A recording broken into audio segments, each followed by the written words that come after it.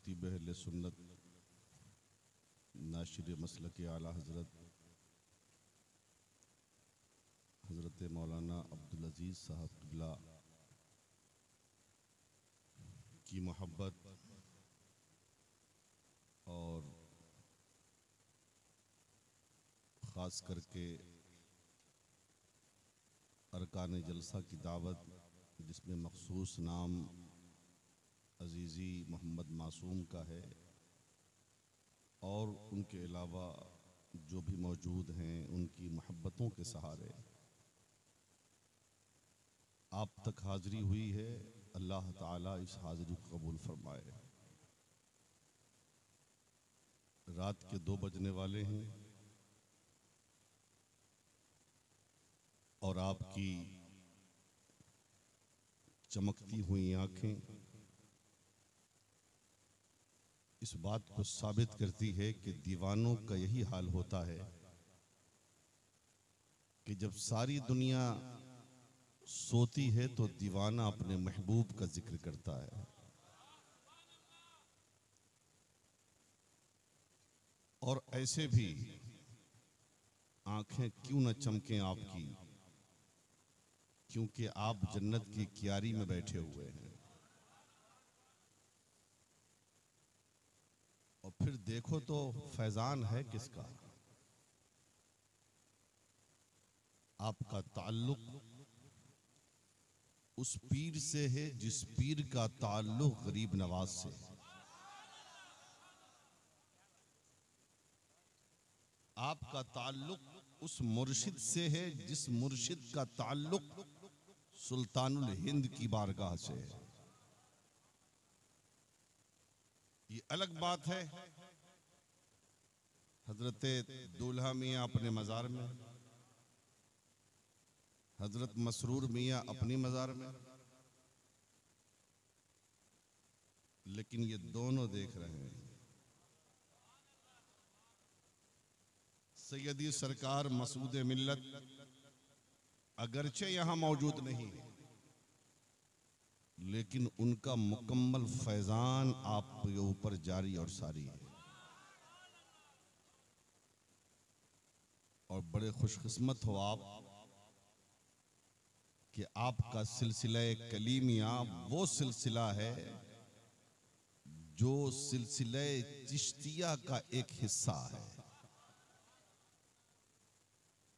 और जब किसी के ऊपर चादर चढ़ जाए गरीब नवाज के फैजान का,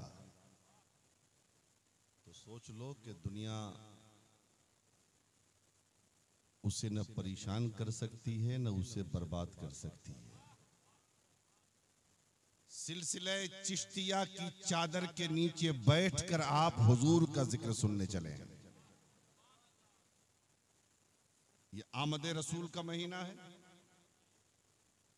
शायर इस्लाम हजरत अजमत रजा भागलपुरी उस शहजादे शेरो सुखन का नाम है जो अभी पूरे मुल्क में सिक्के रायजुल वक्त की हैसियत रखता है।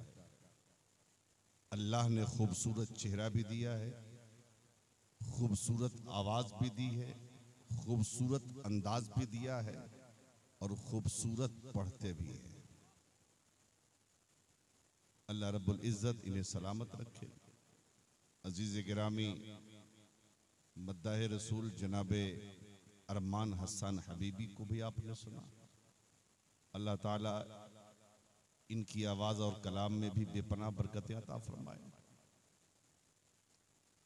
लेकिन 2 बजा ही दिया आप लोगों ने, है ना? यानी जहां खूंटा गड़ना था वहीं गड़ा।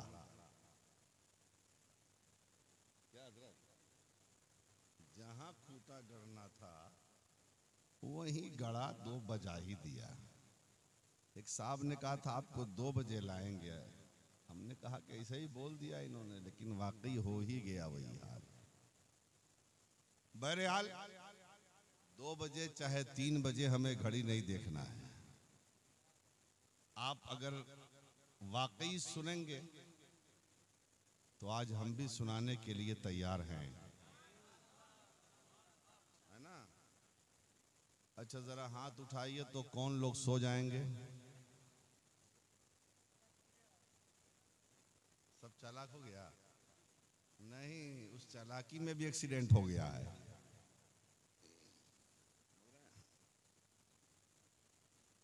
अच्छा बहरहाल, जिनको उठना है जल्दी जल्दी उठ के चले जाइए, बीच में उठने नहीं देंगे हम। ऐसे भी ये हुजूर की आमद का महीना है। आज चेहरा भी पहचानना जरूरी है। हुजूर जब दुनिया में तशरीफ लाए ना, सुनो सुनो गौर से, हुजूर जब दुनिया में तशरीफ लाए ना, तो टेंशन दो ही आदमी को था, तीसरे को नहीं। टेंशन सिर्फ दो को था, एक मौलाना शैतान को। हाँ भाई, मौलाना था वो, अरे फरिश्तों का उस्ताद था वो। हाँ? फरिश्तों का उस्ताद था वो, फरिश्तों को पढ़ाता था, जन्नत में जाता था, झूला पे बैठता था, फरिश्ते झूला झूलाते थे। तो एक टेंशन हुआ शैतान का, और दूसरा टेंशन हुआ यहूदी को। दूसरा टेंशन यहूदी को।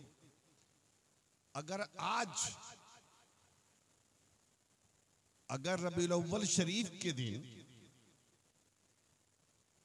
किसी का चेहरा उत्तरी बिहार के सुथनी की तरह सिकुड़ जाए, अगर खिल जाए तो समझो ये नबी का गुलाम है। चेहरा पहचान, पूछना कुछ नहीं। अगर गुलाब की तरह खिल जाए तो समझो ये आशिक़े रसूल है। और सिकुड़ जाए तो उससे सिर्फ इतना पूछना कि बताओ तुम हो किस कबीले से, दोनों में से किस जात से तुम्हारा ताल्लुक है, यहूदी से है या शैतान से। इसलिए हम नबी के गुलाम हैं। हर साल हम रबीउल अव्वल शरीफ के चांद का इंतजार करते हैं, और जो ही आसमान दुनिया पर आमद रसूल के महीने का चांद निकलता है, फौरन मुसलमानों के चेहरे पे खुशियों की किरण जगमगाने लगती है, खुशियों के फूल बरसने लगते हैं। समझ रहे हैं? इसलिए आप इत्मीनान रहें, हम तकरीर सुनाएंगे, आप टेंशन मत लीजिए, ठीक है? लेकिन एक बार दुरूद पाक पढ़िए, अल्लाहुम्मा सल्लि अला सय्यिदना व नबीना व हबीबना मौलाना मुहम्मदिन बारिक वसल्लिम सल्लल्लाहु अलैहि सलातुम व सलामुन अलैका या रसूलल्लाह, सलातुम व सलामुन अलैका या हबीबल्लाह सल्लल्लाहु ताला अलैहि वसल्लम।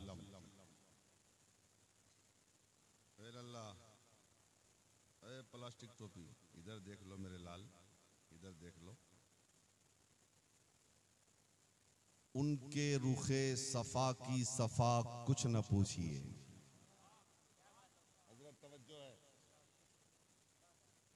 शेर सुनिएगा, अजमत साहब ने बहुत अच्छा कलाम पढ़ा है, लेकिन जितने कलाम पढ़े गए ना, सारे कलाम पर भारी है ये।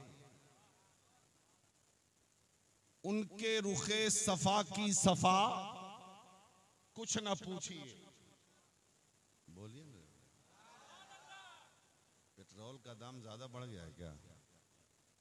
उनके रुखे सफा की सफा कुछ न पूछिए, आईने खुदा बखुदा कुछ न पूछिए। आईने खुदा बखुदा कुछ न पूछिए। जन्नत की सलसबील की कौसर की पूछिए। जन्नत की सलसबील की कौसर की पूछिए। उनकी गली की आबो हवा कुछ न पूछिए। उनकी गली की आबो हवा कुछ न पूछिए। और कौसैन तक पता है उस आका की सैर, कौसैन तक पता है उस आका की सैर का। फिर क्या हुआ? हुआ जो हुआ कुछ न पूछिए। फिर क्या हुआ? हुआ जो हुआ कुछ न पूछिए, और अपने को दे दिया हमें ख्वाजा की शक्ल में। अपने को दे दिया हमें ख्वाजा की शक्ल में। मेरे नबी की शान अता कुछ न पूछिए, मेरे नबी की शान अता कुछ न पूछिए। और उनके हुजूर हाथ उठाने की देर थी, उनके हुजूर हाथ उठाने की देर थी। फिर क्या मिला? मिला जो मिला कुछ न पूछिए। फिर क्या मिला? मिला जो मिला कुछ न पूछिए। उनके रुखे सफा की सफा कुछ न पूछिए। आई नए खुदा बखुदा कुछ न पूछिए। और रहमत रसूल पाक की हर शय पे आम है, रहमत रसूल पाक की हर शय पे आम है। हर गुल में हर शजर में मोहम्मद का नाम है। अब 10 मिनट मेरी तकरीर सुन लो, अगर ना समझ में आए घर चले जाओ, ठीक है? बारिशें होती हैं और होती रहेंगी, लेकिन बारिश के होने का मिजाज ये है कि एक ही मर्तबा पूरी दुनिया में बारिश नहीं होती। अगर मालदा में बारिश हो रही है तो जरूरी नहीं कि कलकत्ता में बारिश हो। अगर कलकत्ता में बारिश हो रही है तो जरूरी नहीं कि उड़ीसा में बारिश हो। अगर उड़ीसा में बारिश हो रही है तो जरूरी नहीं कि आंध्रा में बारिश हो। अगर आंध्रा में बारिश हो रही है तो जरूरी नहीं कि कर्नाटका में बारिश हो। अगर कर्नाटका में बारिश हो रही है तो जरूरी नहीं कि केरला में बारिश हो। अगर केरला में बारिश हो रही है तो जरूरी नहीं कि आसाम में बारिश हो। अगर आसाम में बारिश हो रही है तो जरूरी नहीं कि बंगाल में बारिश हो। अगर बंगाल में बारिश हो रही है तो जरूरी नहीं कि झारखंड में बारिश हो। अगर झारखंड में बारिश हो रही है तो जरूरी नहीं कि बिहार में बारिश हो। अगर बिहार में बारिश हो रही है तो जरूरी नहीं कि उत्तर प्रदेश में बारिश हो। अगर उत्तर प्रदेश में बारिश हो रही है तो जरूरी नहीं कि मध्य प्रदेश में बारिश हो। अगर मध्य प्रदेश में बारिश हो रही है तो जरूरी नहीं कि छत्तीसगढ़ में बारिश हो। अगर छत्तीसगढ़ में बारिश हो रही है तो जरूरी नहीं कि महाराष्ट्र में बारिश हो। तो जहां बारिशें होती हैं, जहां बारिशें होती हैं उसी जमीन का सीना सैराब होता है। जहां बारिशें होती हैं उसी जमीन की तशनगी बुझती है। जहां बारिशें होती हैं उसी जमीन पर हरियालियां उगती हैं। जहां बारिशें होती हैं उसी जमीन पे सब्जा उगता है। जहां बारिशें होती हैं उसी जमीन की प्यास बुझती है। बिला तशबीह हो तमसील ऐ कलिया चक्के हुसैनी मुसलमानों मुझे कह लेने दो। अल्लाह ने आसमान का शामियाना तान दिया, जमीन का फर्श बिछा दिया, चांद और सूरज की लाइट लगा दी, सितारों की अंजुमन को पैदा फरमा दिया। फिर इंसानों की आमद का ऐसा सिलसिला शुरू होता है जो आज तक चल रहा है और कयामत तक चलता रहेगा। लेकिन जब जमीन पर इंसानों की कसरत हुई तो इंसानों ने खुदाए वाहिद की परस्तिश के बजाय बेसाख्ता बुतों के सामने अपनी जबीन अबूदियत को झुकाकर बंदगी का सबूत पेश करना शुरू कर दिया। नतीजा ये निकला, कोई सूरज को खुदा मानता है, कोई चांद को खुदा मानता है, कोई सितारे को खुदा मानता है, कोई दरिया की रवानी को खुदा मानता है, कोई मौजों की तुगयानी को खुदा मानता है, कोई पहाड़ की चोटी को खुदा मानता है, कोई दरख्त की लंबाई को खुदा मानता है, कोई आग को पूज रहा है, कोई अपने हाथ से बनाए हुए बातिल खुदाओं के सामने अपनी जबीने मोहब्बत को झुका रहा है। नतीजा ये, सुबह हो तो रब की नाफरमानी, दोपहर में रब की नाफरमानी, शाम को हो तो रब की नाफरमानी, रात में रब की नाफरमानी। नतीजा ये, हर लम्हा गुनाह, हर घड़ी गुनाह, हर जगह गुनाह, हर घंटे में गुनाह। इंसान सो रहा है तो गुनाह करते हुए, जग रहा है तो गुनाह करते हुए, बोल रहा है तो गुनाह हो रहा है, चल रहा है तो गुनाह हो रहा है, खा जा रहा है तो गुनाह हो रहा है। जब गुनाहों की कसरत जमीन पर हुई तो जमीन ने रब की बारगाह में दुआ किया, परवरदिगार आलम ये तेरे बंदे मेरे सीने पे जिंदगी के सुबह शाम गुजारते हैं, ये खाते भी हैं, पीते भी हैं, ये चलते भी हैं, ये खेतियां भी करते हैं, लेकिन मौला ये तेरी नाफरमानी करते, ये तेरी इबादत नहीं करते, और इनके गुनाहों की कसरत की वजह से मौला मेरा सीना तप रहा है, मेरा सीना जल रहा है, मेरी हरियालियां खत्म होती जा रही है, मेरी बेकरारी बढ़ती जा रही है, मौला मेरी सैराबी खत्म होती जा रही है। ऐ परवरदिगार आलम कोई बारिश भेज दे जो बरसे तो मेरी प्यास बुझ सके, जो बरसे तो मेरी हरियालियां उग सके, जो बरसे तो मेरी तिश्नगी बुझा सके, मुझे सुकून दे सके। तो रब ने कहा जमीन में भेजता हूं बारिश को। आदम कहा आदम तुम जाओ बरसो, नूह तुम जाओ बरसो, शीश तुम जाओ बरसो, जकरिया तुम जाओ बरसो, यहिया तुम जाओ बरसो, इलियास तुम जाओ बरसो, इब्राहिम तुम जाओ बरसो, इस्माइल तुम जाओ बरसो, याकूब तुम जाओ बरसो, यूसुफ तुम जाओ बरसो, मूसा तुम जाओ बरसो, ईसा तुम जाओ बरसो। आदम आते रहे बरसते रहे, नूह आते रहे बरसते रहे, शीश आते रहे बरसते रहे, जकरिया आते रहे बरसते रहे, इलियास आते रहे बरसते रहे, इब्राहिम आते रहे बरसते रहे, इस्माइल आते रहे बरसते रहे, मूसा आते रहे बरसते रहे, ईसा आते रहे बरसते रहे। लेकिन आदम आए एक इलाके पे बरस के चले गए, नूह आए एक इलाके पे बरस के चले गए, शीश आए एक इलाके पे बरस के चले गए, जकरिया आए एक इलाके पे बरस के चले गए, इब्राहिम आए एक इलाके पे बरस के चले गए, इस्माइल आए एक इलाके पे बरस के चले गए, मूसा आए एक इलाके पे बरस के चले गए, ईसा आए एक इलाके पे बरस के चले गए। तो जमीन ने कहा परवरदिगारे आलम इन बारिश के कतरों से मेरी सेहत पे कोई असर नहीं पड़ने वाला, कोई बारिश ऐसी भेज दे जो एक बार बरसे तो कायनात की जमीन सैराब हो जाए। नारे तकबीर, नारे रिसालत, सरकार की आमद, सरकार की आमद, मुख्तार की आमद, नारे हैदरी। सुभान अल्लाह।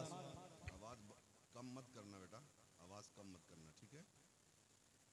जमीन ने कहा मौला कोई ऐसी बारिश भेज दे जो एक बार बरसे तो कायनात की जमीन सैराब हो जाए। इधर जमीन की दुआ बाबे इजाबत से टकराई, उसी दरमियान मेरी नजर ने देखा, गौर से सुनना, मेरी नजर ने देखा कि रात के सन्नाटे में कुछ लोग किसी एक औरत को लेके कहीं जा रहे हैं। मैंने कहा जालिमों कहाँ लेके चले हो रात की तन्हाई में इस दोशीदा को? लोगों ने कहा हम दरिया के किनारे ले जाएंगे। हमने कहा क्यों ले जाओगे?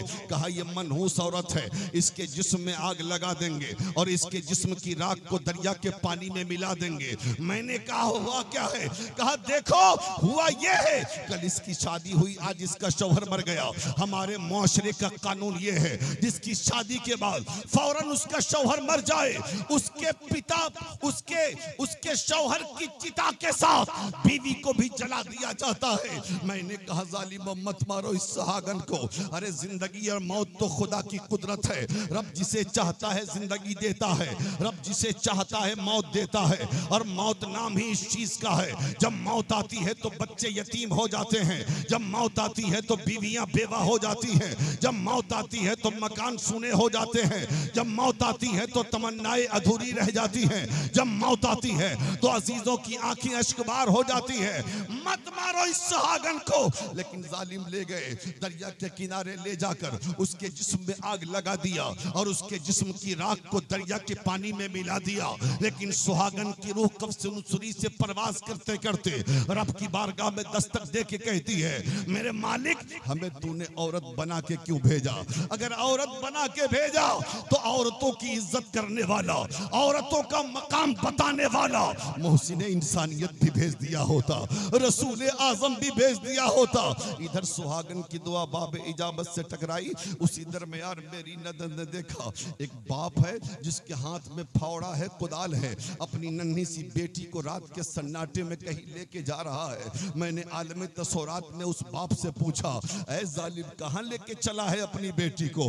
अरे बेटियों को रात के सन्नाटे में माँ के कदमों से लिपट कर सोना अच्छा लगता है, लेकिन तू कहाँ लेके चला है रात में? कहा हमारे समाज का वसूल ये है, अगर बेटा पैदा हो तो दामने रहमत की हवा दिया करो, और बेटी पैदा हो तो नागन बन के डस लिया करो। हम इसे कब्रिस्तान ले जा रहे हैं। मैंने कहा कब्रिस्तान तो जिंदों को नहीं मुर्दों को ले जाया जाता है, तेरी बेटी तो जिंदा है। कहा हम अपने समाज के कानून के एतबार से काम करने ले जा रहे हैं, हम जमीन के नीचे दबाने ले जा रहे हैं। जालिम ले गया, गड्ढा खोदता है और अपनी बेटी को जमीन में दबा दिया। ऐ कलिया चक्के कलीमी दीवानों बताओ, जब उस बेटी की रूह निकली होगी उसने अपने मौला को आवाज दिया होगा कि नहीं? उसने मौला को आवाज दिया और आवाज दे के कहती है, मेरे मालिक कसूर क्या था मेरा, गलती क्या थी मेरी? तूने ही तो बेटी बनाया था ना, तूने बेटी बना के भेजा था हमें दुनिया में, लेकिन हमारे जालिम बाप ने क्या किया? परवरदिगारे आलम, मैं तो मर गई, लेकिन कोई ऐसा बाप भेज दे जो बेटियों से सीने से लगाने वाला हो, जो बेटियों को रहमत बताने वाला हो। कोई ऐसा मोहसिन इंसानियत भेज दे जो बेटियों का मकाम बताने वाला हो। तो कुफ्र पर एक दिन मशीयत को जलाला ही गया, मेरे आका की मोहब्बत का सवाल आ ही गया। रब ने कहा महबूब तेरी जलवागरी का वक्त आ गया है, तेरे ज़हूर का वक्त आ गया है, तेरी तशरीफ आवरी का वक्त आ गया है। तो कलिया चकवा लो, जब मेरा रसूल 12 रबीउल अव्वल को पीर के दिन सैयदा आमना की गोद में जलवागर हो रहा है। जरा जोर से नबी जलवागर हुए, और जलवागर होने के बाद मुस्तफा ऐसे बरसे कि नबी मक्के में बरस रहे हैं तो मदीना सैराब हो रहा है, नबी अरब में बरस रहे हैं तो सारी कायनात सैराब हो रही है।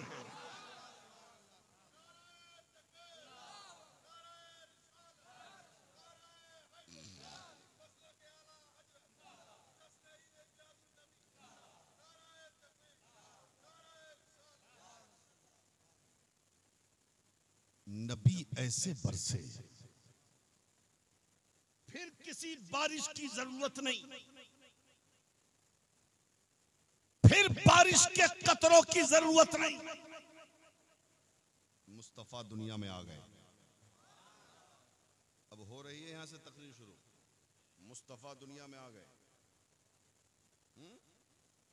लेकिन जब हुजूर अपने अम्मी के पेट में थे, हुजूर जब अपनी अम्मी के, जरा बोलो जोर से, अम्मी के पेट में थे तो मक्का में एक बात मशहूर हो गई। चूंकि मक्का का वसूल ये था कि जिसका शौहर मर जाए, जो औरत बेवा हो जाए, उसे खुशबू लगाना जायज नहीं। क्या लगाना? खुशबू लगाना जायज नहीं था। और हजरत आमना का हाल ये था कि जब हुजूर आपके पेट में थे ना, तो हजरत आमना जहां बैठ जाती वो जगह खुशबूदार हो जाती है। जरा जोर से बोलें, जोर से। आमना जहां जाती वो जगह खुशबूदार। अगर घर में है तो घर खुशबूदार, अगर आंगन में है तो आंगन खुशबूदार, अगर सेहन में है तो सेहन खुशबूदार, अगर गली से गुजर गई तो गली खुशबूदार, महल्ले से गुजर गई तो महल्ला खुशबूदार, शहर से गुजर गई तो शहर खुशबूदार, इलाके से गुजर गई तो इलाका खुशबूदार। जहां जहां गई सैयदा आमना वो इलाका खुशबूदार हो गया। मक्का में ये बात मशहूर हो गई, सरदार मक्का हजरत अब्दुल मुत्तलिब की बहू जो बेवा हैं, वो बहुत तेज खुशबू लगाती हैं। क्या कोई प्रॉब्लम है बाबू मासूम? नहीं, फैन मुझे मत देना, आप इन लोगों को दो, हमको उसकी जरूरत नहीं है। तकरीर के बीच में उसकी जरूरत नहीं। हाँ, इधर लगा दो, इधर लगा दो, आप बैठ जाओ बस। अब हमें किस चीज की जरूरत नहीं, इधर आ जाओ, तुम्ही को तो तकरीर सुनाना है यार, आ जाओ, आओ। हाँ, हमें फैन की जरूरत नहीं। सुन रहे हो आप? समझ में बात आ रही है कि नहीं? बताओ हजरत, सही है? हाँ, पूरे मक्का में यह बात मशहूर हो गई कि सरदार मक्का दूसरों पे पाबंदी लगाते हैं, और उनके घर में उनकी बेवा बहू खुद ही खुशबू लगा रही है। अब ये शिकायत पहुंचते पहुंचते पहुंचते हजरत अब्दुल मुत्तलिब के घर पहुंच गए। हजरत अब्दुल मुत्तलिब के कान से बात जब टकराई तो हजरत अब्दुल मुत्तलिब घर आ गए। अपनी अहलिया से कहा, मोहतरमा ये तो बताओ तुमने कुछ शिकायत सुनी है आमना के बारे में? कहा मैंने तो सुना है। कहा पूछा? कहा नहीं पूछा। कहा क्यों? कहा हिम्मत नहीं पड़ती। कहा हिम्मत नहीं पड़ती। कहा फिर कौन पूछेगा? कहा आप पूछ लो। हजरत सैयदा आमना के पास हजरत अब्दुल मुत्तलिब गए और जाके कहते हैं, ऐ बेटी आमना, मैं क्या सुन रहा हूँ, पूरे मक्का में ये बात मशहूर हो रही है कि हजरत सैयदा आमना इतनी तेज खुशबू लगाती है, इतनी तेज खुशबू लगाती है, जो खुशबू मक्का के किसी मार्केट में किसी दुकान में दस्तयाब भी नहीं है। बल्कि हम मुल्क शाम भी गए लेकिन वहां भी वो खुशबू ना मिली। ऐ आमना क्या बात सही है? जहां तुम बैठ जाती हो वो जगह खुशबूदार हो जाती है। अगर घर में बैठो तो घर खुशबूदार, अगर आंगन में आ जाओ तो आंगन खुशबूदार, अगर मोहल्ले में आ जाओ तो मोहल्ला खुशबूदार, अगर गली से गुजर जाओ तो गली खुशबूदार, अगर शहर से गुजर जाओ तो शहर खुशबूदार, अगर शाहराहों से गुजर जाओ तो शाहराह खुशबूदार। जो तुम्हारे पास से गुजर जाए वो इंसान खुशबूदार। क्या बात सही है? हजरत सैयदा आमना कहती है बात तो सही है, लेकिन सैयदा आमना कहती है, ऐ सरदार मक्का, अगर कोई ये कह रहा है कि मैं खुशबू लगाती हूं तो सुन लीजिए, आपके बेटे हजरत अब्दुल्लाह के इंतकाल के बाद आज तक मैंने कोई खुशबू लगाया ही नहीं है। आज तक कोई खुशबू लगाया ही नहीं है। ऐ बेटी, जब खुशबू लगाया नहीं तो आखिर जमाना खुशबूदार क्यों हो रहा है? जगह खुशबूदार क्यों हो रही है? इलाका खुशबूदार क्यों हो रहा है? लोग तुम्हें खुशबूदार क्यों कह रहे हैं? सैयदा आमना कहती है, ऐ अब्दुल मुत्तलिब, ये मेरा कमाल नहीं है, ये उस बेटे का कमाल है जो मेरे पेट में पल रहा है।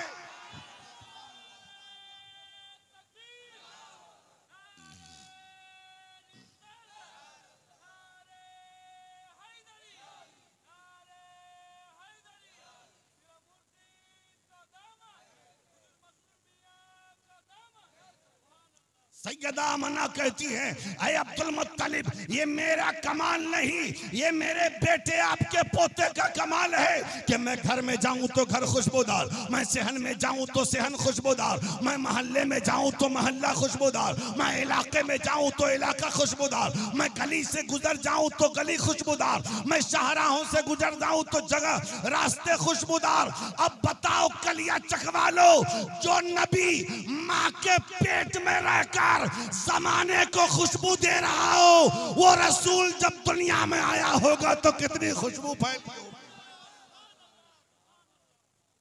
दुनिया में आया होगा तो कितनी खुशबू फैली होगी। इसलिए तो कहता हूं 1500 साल हो गए मेरे आका को आए हुए, लेकिन आमद की खुशबू आज भी महक रही। पूरा इलाका मुअत्तर है। अल्लाह अल्लाह अल्लाह अल्लाह। तो हुजूर खुद खुशबूदार, जो हुजूर से मिल गया वो भी खुशबूदार। अब सुनो, हजरत अब्दुल मुत्तलिब जब हुजूर पैदा हुए ना तो हजरत अब्दुल मुत्तलिब काबा का तवाफ कर रहे थे। देखा अचानक तवाफ़े काबा करते करते देखा कि काबा की दीवार टेढ़ी हो गई है, वो भी आमना के घर की तरफ। अब सोच में पड़ गए, आज तक मैंने काबा की दीवार को झुकते हुए नहीं देखा। हजरत अब्दुल मुत्तलिब ज़बान हाल से कहते हैं, अरे काबा आज तुझे क्या हो गया है? न आंधी आई है, न तूफान आया है, न किसी ने तुझे झुकने के लिए कहा है, लेकिन तू झुका क्यों? तो काबा ज़बान हाल से कहता है, ऐ सरदार मक्का, मैं इसलिए झुक रहा हूं कि मेरा किबला आमना की गोद में मोहम्मदुर रसूलुल्लाह की सूरत में जलवागर हो गया है।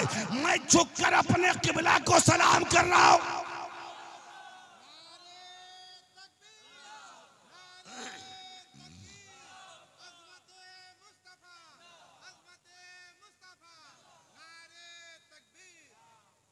अब कोई कह सकता है, अरे ख्याली पुलाव क्यों पकाते हो? ये ख्याली पुलाव क्यों पकाते हो? कहाँ काबा? काबा तो सबका किबला, और काबे का कौन सा किबला हो सकता है? तो जरा फतेह मक्का वाली वो हदीस सुना देना कि जब मक्का फतह हुआ, रसूलुल्लाह ने, हमारे आका ने हजरत बिलाल से कहा, बिलाल काबा की छत पे चढ़ जाओ, काबा की छत पे चढ़ जाओ और काबा की छत पे अजान पढ़ो चढ़ के। हजरत बिलाल काबा की छत पे खड़े हो गए और खड़े होके खामोश हैं। अल्लाह के रसूल फरमाते हैं, काबा ऐ बिलाल अजान पढ़ता क्यों नहीं? बिलाल कहते हैं, या रसूल अल्लाह, या रसूल अल्लाह, मक्के में रहा, रुख था काबा की तरफ जब अजान पढ़ा, मदीने में रहा, अजान पढ़ा, रुख था काबा की तरफ, सफर में रहा, अजान पढ़ा, रुख था काबा की तरफ, हजर में रहा, अजान पढ़ा, रुख था काबा की तरफ। या रसूल अल्लाह, आज तो आपने काबा पे चढ़ा दिया है, अब किधर चेहरा करके नमाज पढ़ो? तो रसूलुल्लाह फरमाते हैं, ऐ बिलाल, काबे का काबा मोहम्मदुर रसूलुल्लाह तेरे सामने खड़ा है, मेरी तरफ चेहरा करो, अजान।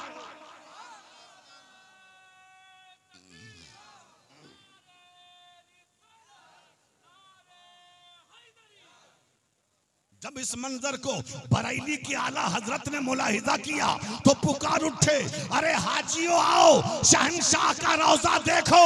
अरे काबा तो देख चुके, काबे का काबा देखो और गौर से सुन तू रजा, काबे से आती है सदा, मेरी आंखों से मेरे प्यारे का रोजा।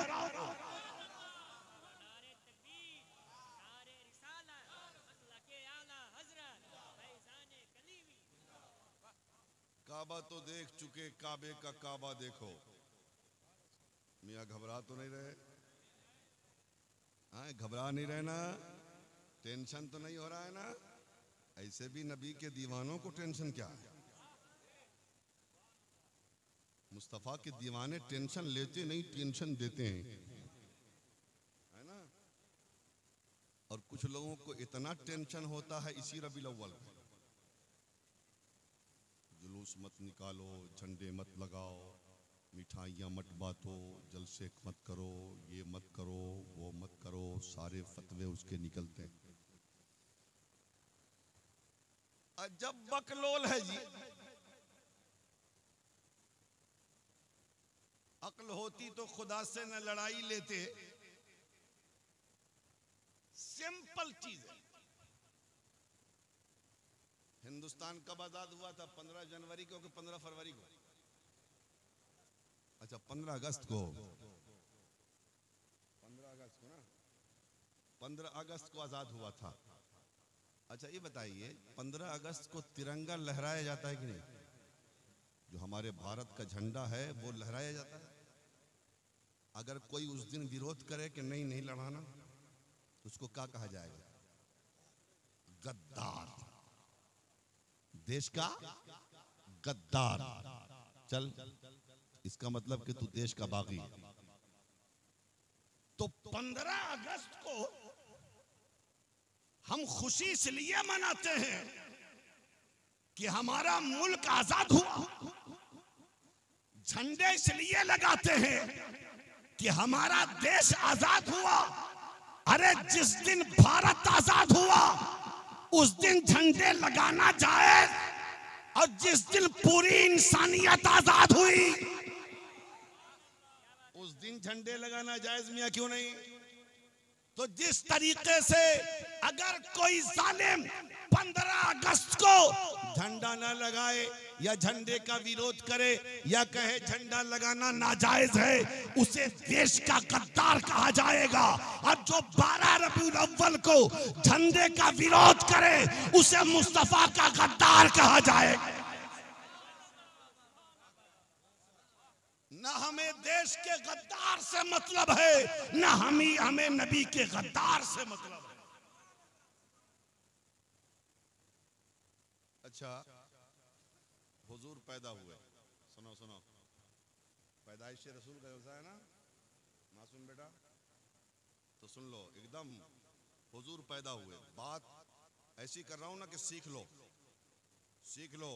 जब मेरी मुलाकात सैयद मसूद मियां किबला से जब होगी ना, तो मैं कहूंगा हुजूर आपके मुरीदों को मैंने बहुत कुछ सिखा दिया है। अल्हम्दुलिल्लाह हजरत से मेरा बहुत गहरा 18-20 साल पुराना ताल्लुक है, और आज भी जब मुलाकात होती है तो बंद कमरे में तन्हाई में, और उस तन्हाई में अल्लाह वाले कितना नवाजते हैं अपने चाहने वालों को, वो वही जानता है जिसे नवाजा जाता है। समझ रहा है ना। अभी मुहर्रम में तकरीर हुई मेरी, 9-10 मुहर्रम को हजरत के साथ यूट्यूब वगैरह पे वो तकरीरें होंगी। उस बीच में 1 घंटा की तन्हाई में हम दोनों आदमी की मुलाकात है। मैंने बहुत सारे फैज़ान लूटे हजरत की बारगाह से। अल्लाह ताला हजरत का साया हम गुलामों के सर पर तादेर कायम दायम रखे, इसलिए कि मैंने पीर तो बहुत देखा है और मैं किसी पीर का विरोध नहीं करता, सब अपनी अपनी जगह पे सब ठीक हैं, लेकिन वाह रे कटरा का पीर, कटरे का पीर ऐसा है जो काम किया है दीन का, जो सफर किया है तो दीन के लिए, जो जलसा किया है तो दीन के लिए, जो मदरसा कायम किया है तो दीन के लिए, जो खानकाह बनाया है तो दीन के लिए, हर लम्हा हर घड़ी सोचा है तो दीन के लिए। उसी मुहर्रम के टाइम में मैंने हजरत से कहा कि हुजूर ये तो बताएं कि अगला प्रोजेक्ट क्या है आपका। फरमाने लगे बाबू अभी तक तो मदरसे बहुत बन गए अल्हम्दुलिल्लाह, सब चल भी रहे हैं, अब इरादा है कॉलेजेस का और यूनिवर्सिटियों का। मैंने कहा देश हुजूर समाज की बच्चियों के लिए कॉलेज दे दीजिए, समाज की बच्चियों के लिए स्कूल दे दीजिए। हजरत ने फरमाया बिल्कुल सब काम हो रहा है, दुआ फरमा दे कि अल्लाह आसानियां पैदा फरमाए। बहरहाल तो आप सीख लें, कुछ घबरा तो नहीं रहे आप। हुजूर पैदा हुए, हजरत तवज्जो है, दुआ दे दें आप मुस्कुरा के दुआ दे दें काफी है। हुजूर पैदा हुए तो इसी हुजूर की पैदाइश को, मेरी माँ बहनों तुम भी सुन लेना, तुम्हारे हिसाब की भी ये तकरीर हो रही है, चूंकि जिक्र है सैयदा आमना का ना,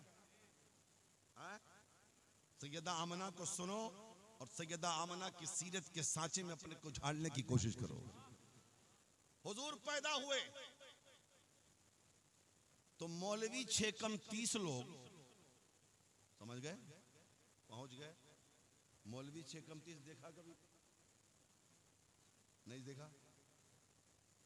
अरे मौलवी 6 कम 30 समझा? अरे समझोगे तब तो आगे बढ़े हम। मौलवी 6 कम 30 24, आप समझ गए? हाँ। तो ये लोग एतराज करते हैं, जैसे आपके सामने चले गए, इनके सामने हजरत के पास नहीं आएंगे, पढ़े लिखे के पास नहीं जाएंगे, अजमत साहब के पास नहीं जाएंगे। एतराज क्या होता है? देखो ना जी, नबी तो हमारी तरह है माज़अल्लाह का। कैसे बता? क्या देखो ना, नबी भी पैदा हुए, हम भी पैदा हुए, नबी भी माँ के पेट में रहे, हम भी माँ के पेट में रहे, नबी को भी औरत ने जन्म दिया, हमें भी औरत ने जन्म दिया, हम नबी की तरह हो गए। अब एक आम आदमी सोचेगा यार बात तो सही कर रहे, आज इसके ताबूत में आखिरी कील ठोकना है। ऐ कलिया चकवा लो, हम जवाब देते हैं, और बरेली की आला हजरत की किताब से नहीं, इसलिए कि अगर आला हजरत की किताब से देंगे तो तुम्हारे मौलाना तो हैं, हम उनसे पूछ लेते हैं जिनके पेट में हुजूर रहे हैं 9 महीना। हम सैयदा आमना से पूछते हैं, ऐ सैयदा आमना आप ही बता दीजिए। ये जालिम लोग कहते हैं नबी हमारी तरह, इसलिए कि हम भी माँ के पेट में रहे, नबी भी माँ के पेट में रहे, हमें भी औरत ने जन्म दिया, नबी को भी औरत ने जन्म दिया, हम भी 9 महीने माँ के पेट में रहे, नबी भी 9 महीने माँ के पेट में रहे, इसलिए हम नबी की तरह हो गए, आप ही फैसला कर दीजिए। तो सैयदा आमना कहती है जालिम शर्म नहीं आती?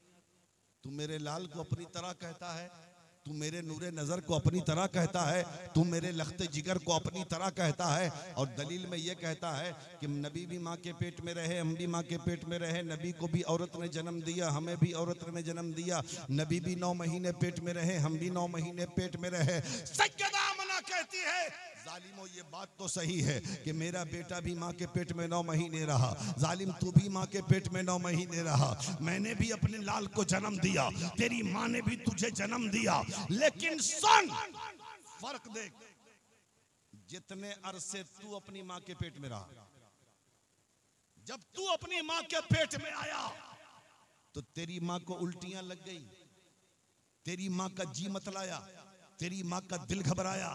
होता है ना औरत के पेट में जब बच्चा होता है, हाँ, तो उसको उल्टी लगती है, जी मतलाता है, खाना अच्छा नहीं लगता, कमजोरी आती है, चक्कर आता है, तो फिर वो डॉक्टर से दवा लेती है या अचार खाती है या इमली खाती है वगैरह वगैरह, ताकि मामला हालात ठीक हो। सैयदा आमना कहती है जालिम, जब तू अपनी माँ के पेट में आया तो तुझे कभी तेरी माँ को उल्टियां लग गई, तेरी माँ का जी मतलाया, तेरी माँ का दिल घबराया, तेरी माँ को कमजोरी लग गई, तेरी माँ को परेशानियां लाहिक हो गई, तो तेरी माँ ने कभी डॉक्टर की दवा खाया, कभी खट्टे अचार खाया, कभी इमली खाया।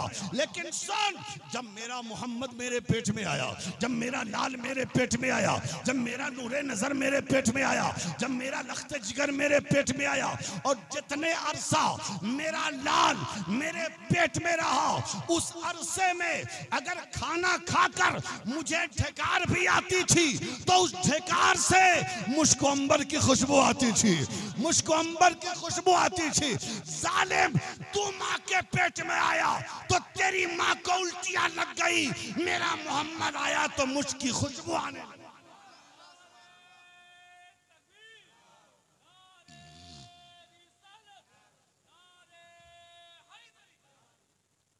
अल्लाह अल्लाह अल्लाह, बात समझ में आ रही है? आगे सैयदा आमना कहती हैं, ऐ मेरे लाल के गुलामों, मैं तुम्हें बता ना दूं कि तेरा जब रसूल पैदा हुआ तो कैसा था, तेरा महबूब पैदा हुआ तो कैसा था, तेरे आका पैदा हुए तो कैसे थे। हमने कहा हाँ सैयदा आमना, आपसे बेहतर कौन बता सकता है, आपसे अच्छा कौन बता सकता है। सैयदा आमना कहती है तो सुनो, लम्मा वदाअतु वलदी मुहम्मदा, ऐ लोगों, जब मैंने अपने बेटे मोहम्मद को जन्म दिया, वदाअतुहु मकहूलन मदहूनन मुतय्यबन मसरूरन मख्तूनन साजिदन लिल्लाह व राफियन यदैया इला समा।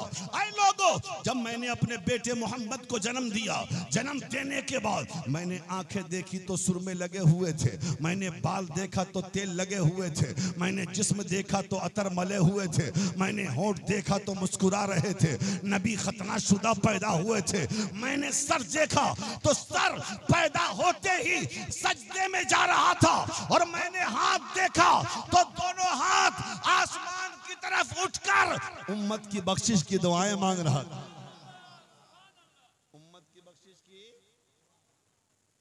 दुआएं मांग रहा था। सैयदा आमना क्या कहती हैं, लम्मा वदाअतु वलदी मुहम्मदा, ऐ लोगों, जब मैंने अपने बेटे मोहम्मद को जन्म दिया, वदाअतहु मकहूलन, आंखें देखी तो सुरमे लगे थे। जरा जोर से बोल दे, जोर से। अरे मियाँ, रात के सन्नाटे में फरिश्तों को गवाह बना के बोल दो या रसूल अल्लाह, ताकि जन्नत में जाने का जरिया तो बन जाए यार।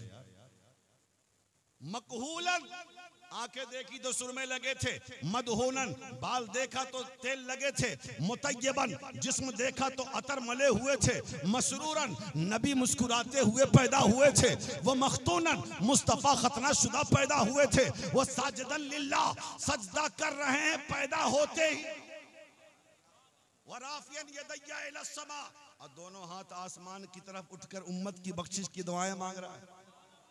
सैयदा आमना कहती हैं, जालिम, दुनिया में कोई ऐसा बच्चा है जो ऐसे पैदा हुआ हो?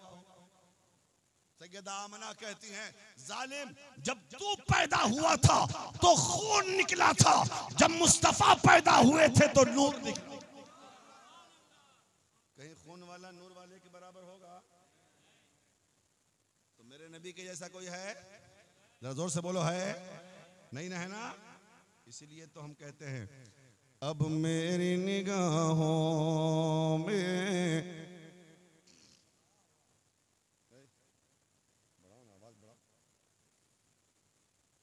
अब मेरी निगाहों में जचता नहीं कोई। मैं भी तरन्नुम में पढ़ लेता हूँ थोड़ा बहुत, लेकिन चूंकि आज मुकम्मल शायर मौजूद है और इतना खूबसूरत शायर है कि मैंने कहा कि भाई अब क्या है यार, सूरज के सामने चिराग क्या दिखलाना। हाँ, थोड़ा बहुत मैं भी पढ़ लेता हूँ, सुन ले। घबरा तो नहीं रहे? हाँ? अब मेरी निगाहों में जचता नहीं कोई, अब मेरी निगाहों में जचता नहीं कोई, जैसे मेरे सरकार हैं, जैसे मेरे सरकार हैं, ऐसा नहीं कोई, जैसे मेरे सरकार हैं। सुभान अल्लाह, सुभान अल्लाह। जज़ाकल्लाह, जज़ाकल्लाह। देखिए, अच्छा, इस लफ्ज को ना, जैसे मेरे सरकार हैं वैसा नहीं कोई, खाली हम ही अकेले क्यों पढ़े? आपके भी तो सरकार है ना। अरे बोलो भाई, अरे आपके भी है ना, तो आप भी तो ऐलान कर दें ताकि फरिश्ते गवाह हो जाएं। आप भी तो नारा लगाएं, पढ़े, जैसे मेरे सरकार हैं ऐसा नहीं कोई। आप क्या समझ रहे हैं? पढ़ने में आपको सवाब नहीं मिलेगा? अरे सुनने का भी सवाब है मियाँ, और पढ़ने का भी सवाब है, समझ रहे हैं? अच्छा, तकरीर सुन रहे हैं आप ना, ये कुछ और सुन रहे हैं? तकरीर सुन रहे हैं, अच्छा। अच्छा, ये बताइए, बच्चे पहले भी पैदा होते थे? अच्छा, आपके यहाँ बच्चे पैदा होते हैं कि नहीं? नहीं होते हैं? हाँ, होते हैं। कल भी पैदा होते थे, आज भी पैदा हो रहे हैं, क़यामत तक बच्चे पैदा होते हैं। लेकिन पहले जो था ना मामला, घर में पैदा हो जाते थे बच्चे, इसलिए कि औरतें बड़ी मजबूत होती थी, घरों का काम करती थी, वो आटा पीसना, दाल पीसना, चक्की चलाना, हाँ, यानी सारा काम, रेडीमेड काम कुछ नहीं है, मसाला पीसना। और अब तो ऐसी ऐसी मशीन आ गई, अल्लाह खैर करे। कुछ दिन के बाद अब एक मशीन ये भी आ जाएगी, खाना खिलाने वाली मशीन। तो औरतें कहेंगी कि खाना खिलाने वाली मशीन आ जाए तो हाथ उठा के खाना भी ना पड़े। तो जब तक काम करती रही, मजबूत रही, काम बंद, ताकत खत्म। इसलिए पहले घरों में बच्चे आसानी के साथ नॉर्मल डिलीवरी, न कोई दवा, न इलाज, न डॉक्टर, न नर्स, है ना, बच्चा भी तंदुरुस्त, माँ भी तंदुरुस्त। और आज बच्चा भी 2.5 किलो का, बच्चा भी कितना, 2.5 किलो का, 2.25 किलो का, और उसी में पेट चीर दो। माँ भी कमजोर, बच्चा भी कमजोर। पहले दाइया होती थी, अगल बगल मोहल्ले में दाइया होती थी।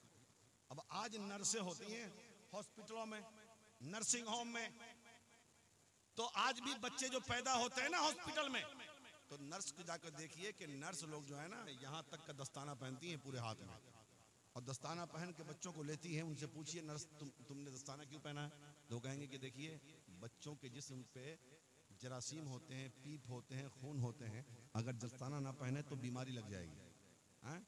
इसलिए कल भी जब बच्चे पैदा होते तो दाइयाँ वो साफ कपड़े में लेकर उसको साफ करती थी, समझ रहे हैं ना, साफ करके तेल लगाना, काजल लगाना, सुरमा लगाना, वगैरह वगैरह काम होता था। होता था कि नहीं भाई? जोर से बोलना भाई, होता था ना। जब हुजूर पैदा हुए, अब गौर करना, जब हुजूर पैदा हुए तो मक्का की कुछ दाइयाँ वहां भी मौजूद थी, मक्का की कुछ दाइयाँ वहां भी मौजूद थी। तो मक्का की दाइयों ने हुजूर को आम बच्चों की तरह समझ लिया और समझकर चाहा आम बच्चों की तरह इसे नहलाया जाए, इसे धुलाया जाए, इसे साफ किया जाए, इन्हें पाक किया जाए, इन्हें आंखों में सुरमा लगाया जाए, बाल में तेल लगाया जाए। रब की आवाज आई, ऐ मक्का की औरतों, खबरदार, मेरे महबूब को आम बच्चा मत समझना। अरे मेरा महबूब पाक होने नहीं गया है, जमाने को पाक करने गया है, जमाने को पाक करने गया है। अगर खुदा न खास्ता मक्का की औरतें हुजूर के आंख में सुरमा लगा देती तो आजकल का मौलवी बकलोल कह सकता था हुजूर के हुस्न में कमी रह गई थी माज़ल्ला। मक्का की औरतों ने सुरमा लगा के उस हुस्न को मुकम्मल कर दिया। रब तो जानता था ना, रब ने कहा हम मौका ही तुम्हें नहीं देंगे बोलने का, हम मौका ही नहीं देंगे तुम्हें बोलने का। हम महबूब को सुरमा लगा के भेज रहे हैं, तेल लगा के भेज रहे हैं, अतर लगा के भेज रहे हैं, सजा के भेज रहे हैं, सदार के भेज रहे हैं। अरे महबूब मेरा सुरमा तुम लगाओ, महबूब मेरा अतर तुम लगाओ, महबूब मेरा तेल तुम लगाओ। नहीं, हमने महबूब को सजा सवार के भेज दिया। अच्छा एक बात बताइए, बच्चा जब पैदा होता है उसको कितनी अक्ल होती है? बोलिए, अक्ल होती है उसको? लेकिन सैयदा आमना कहती है कि मेरा बेटा जब पैदा हुआ ना तो पैदा होते ही सजदे में गया। अरे समझ लो यार, तकरीर सुनते हमेशा हो, आज तकरीर समझ के जाओ कसम खुदा की। नबी पैदा हुए सजदे में फौरन, और जब सजदे में गए ना तो मैंने कान लगाया तो आवाज आ रही थी अल्लाहुम्मा अग़फ़िर लि उम्मती, मौला मेरी उम्मत को बख्श दे। जो नबी पैदा होते ही हमारी बख्शिश की दुआएं कर रहा हो, उनके नाम पे हम या रसूल अल्लाह नहीं कह सकते? अच्छा पीछे वाले क्यों नहीं बोलते? औरतों को नहीं कह रहा हूं मैं, मर्दों को।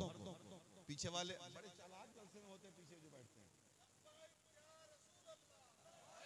जवाब दीजिए, जवाब दीजिए, जवाब दीजिए, अरे जवाब दीजिए हाथ उठा के।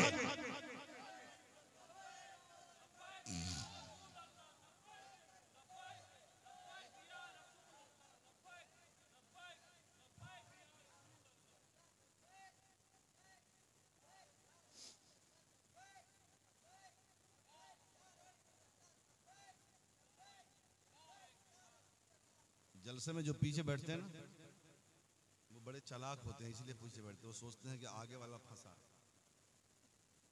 मौलाना लोग तो शायर आएंगे, मुकर्रिर आएंगे, आगे वालों को बुलवाएंगे ना, हम लोग चुपचाप है। लेकिन आज सुन लो, ज्यादा खुश होने की जरूरत नहीं है, पीछे बैठ। इसलिए कि जो आगे बैठकर नबी के जलसे में नबी के इश्क में फंसता है, मरने के बाद कब्र में वही हंसता है। इसलिए जलसे में आगे बैठकर इश्क नबी में फंस जाओ, कब्र में जाओगे ना फरिश्तों के सामने मुस्कुराते नजर आओ। इसलिए पीछे वालों टेंशन मत लो, तुम भी बोल दो या रसूल अल्लाह, जोर से बोलो या रसूल अल्लाह। अच्छा इमाम साहब हैं, हजरत हैं, और भी लोग हैं। अच्छा ये बताइए, सजदा करने के लिए बहुत सारी चीजें चाहिए कि नहीं? जरूरी है कि नहीं? सजदा करने के लिए जिस्म का पाक होना जरूरी, कपड़े का पाक होना जरूरी, जगह का पाक होना जरूरी। सजदा करने वाले को पता होना चाहिए कि हमें सजदा में पढ़ना क्या है, हमें सजदा किसके लिए करना है, मकसद क्या है। आमना कहती हैं फौरन सजदा किए। गोया कि हुजूर को पैदा होते ही मालूम था मैं भी पाक, मेरा जिस्म भी पाक, जिस जगह मैं सजदा कर रहा हूं वो जगह भी पाक, वो जगह भी पाक। अबे जालिम शर्म नहीं आती? जब तू पैदा हुआ था तेरी मां 40 दिन तक नापाक रही, तू नापाक रहा। जिस जगह तू पैदा हुआ वो जगह नापाक रही। तुझे खबर नहीं थी तू है कहां, लेकिन देख मेरे मुस्तफा की शान।